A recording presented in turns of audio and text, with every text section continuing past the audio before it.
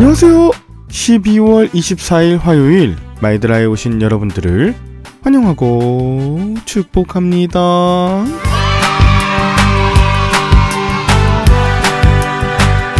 오늘은 크리스마스 이브입니다.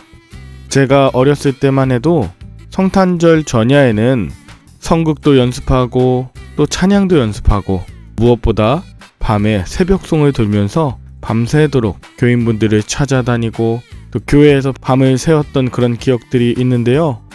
이제는 그런 문화들이 점차 줄어들고 있는 것 같습니다.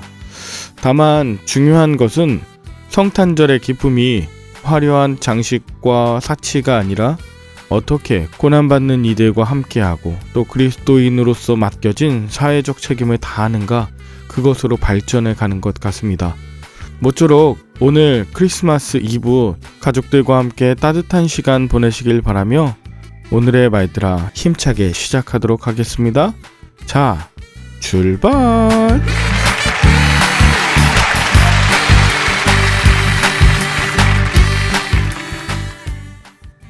오늘은 마태복음 2장 1절부터 12절까지 묵상합니다.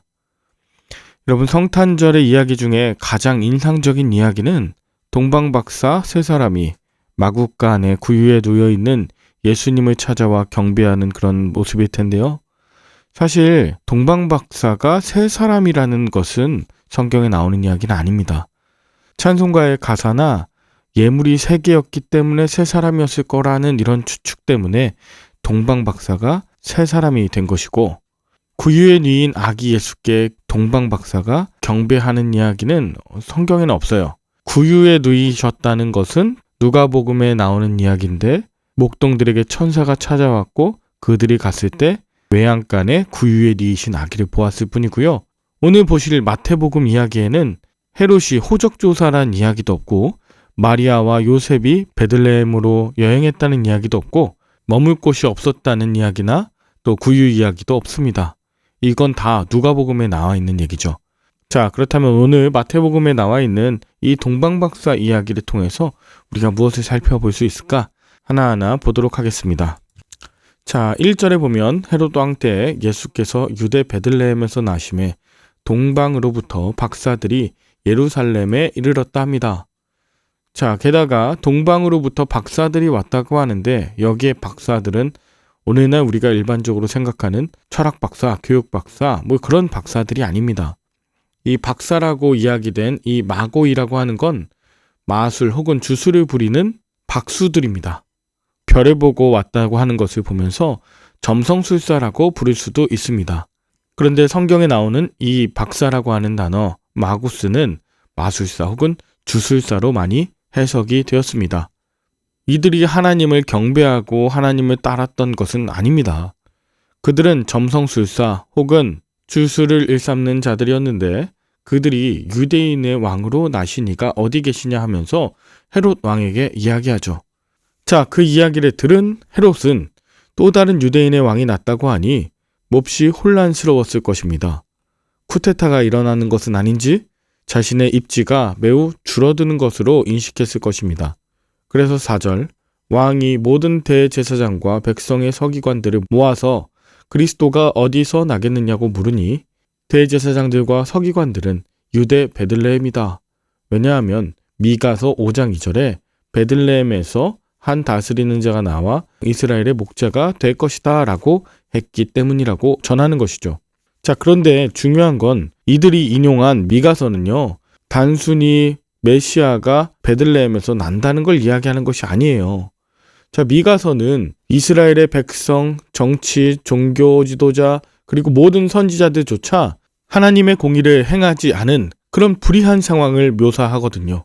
하나님은 주변 나라들이 이스라엘을 괴롭히도록 내버려 두셨다가 그 작은 베들레헴 동네에서 다윗의 자손 가운데 구원자를 일으킬 것이라고, 회개하라고, 돌이키라고 언약의 신실하신 하나님이심을 예언하는 것이었습니다. 메시아가 왔다는 메시지가 들린다면 내가 얼마나 불의한 사람인지 또 어떻게 회개하며 돌이켜야 할 것인지에 대해서 관심해야 했습니다. 그런데 헤롯은 무엇을 택합니까? 자, 7절. 헤롯이 가만히 박사들을 불러 별이 나타난 때를 자세히 묻고 베들레헴으로 보내며 가서 아기를 보고 자세히 알아보고 찾거든 내게도 고해서 그에게 경배하게 하라 합니다. 이건 메시아를 죽이고자 하는 헤롯 왕의 계략이었죠. 그런데 9절에 보니 박사들이 왕의 말을 듣고 갈 때 동방에서 보던 그 별이 문득 앞서 인도하여 가다가 아기 있는 곳 위에 머물러 섭니다. 그리고 이 박사들은 매우 크게 기뻐하고 기뻐했죠. 물론 제대로 별을 탐구했다는 기쁨도 있었겠지만 유대인의 왕을 찾아서 아기에게 경배할 수 있다는 기쁨이 컸을 것입니다. 이렇게 멀리 이방에서 온 박사들이 메시아의 나심을 알고 기뻐하는 것과 가까이에 있던 헤롯 왕과 예루살렘은 메시아의 나심도 모를 뿐더러 소식을 듣고 소동한 것은 대조를 이루는 것이죠.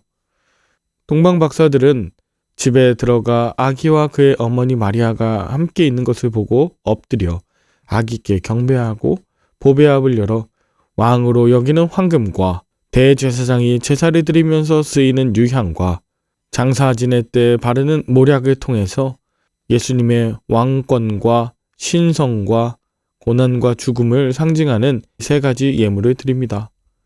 그리고 12절 그들은 꿈에 헤롯에게로 돌아가지 말라 지시함을 받아 다른 길로 고국으로 돌아갔다 합니다. 이것이 오늘 본문의 내용이에요. 저는 오늘 본문을 보면서 동방에서 온 박사들, 그들은 하나님을 제대로 믿거나 섬기는 자가 아니었고 오히려 신약에선 대단히 부정적으로 많이 쓰였던 마고스라는 표현에 조금 집중했습니다.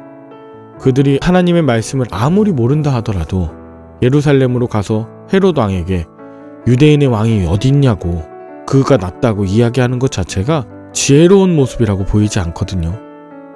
쿠데타가 일어날 수 있다는 그런 가능성을 헤롯 왕에게 심겨줬습니다. 게다가 헤롯 역시 자신의 자리가 위태로워질까 사람들을 보내서 베들레헴에 있는 모든 아이들 2살 이하로 다 죽이지 않았습니까? 이게 별이 나타난 때를 알아본 때로부터 2살 아래로 다 죽였다고 하니 이 헤롯 왕이 얼마나 자신의 자리를 지키고 싶어 불안했는지를 알 수 있게 됩니다. 저는 요즘 뉴스를 보기 굉장히 두렵습니다. 나라가 이토록 어지러웠던 이유 중에 하나가 이단 사이비 무당들 온갖 잡신들을 섬기는 자칭 법사들 이런 사람들이 왜 그렇게 정치와 권력과 뒤섞여 있는 건지 너무나도 황당합니다. 그 결과가 무엇입니까? 헤롯은 헤롯대로 폭주하고 아이들은 아이들대로 다 죽임을 당하고요.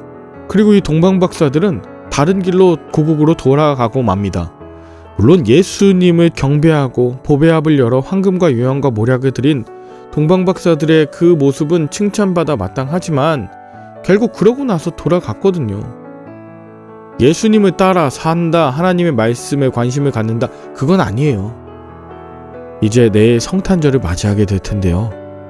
저와 여러분들 가운데 진정 예수님이 찾아오신다는 것이 어떤 의미인지 곰곰이 돌이켜 봤으면 좋겠습니다.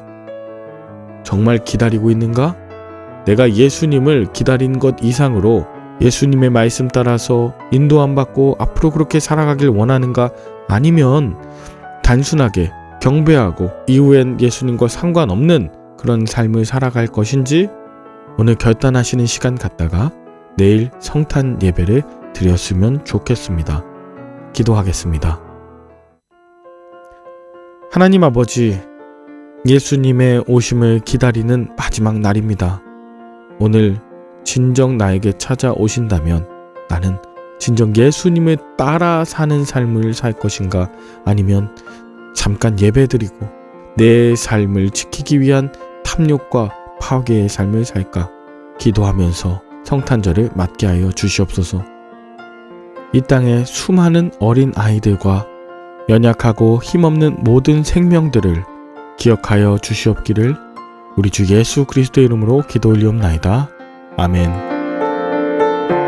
내일은 섬기시는 교회에서 성탄 예배 드리시며 기쁜 성탄절 되시길 바라고요. 저는 목요일에 욥기 27장으로 다시 찾아뵙도록 하겠습니다. 메리 크리스마스!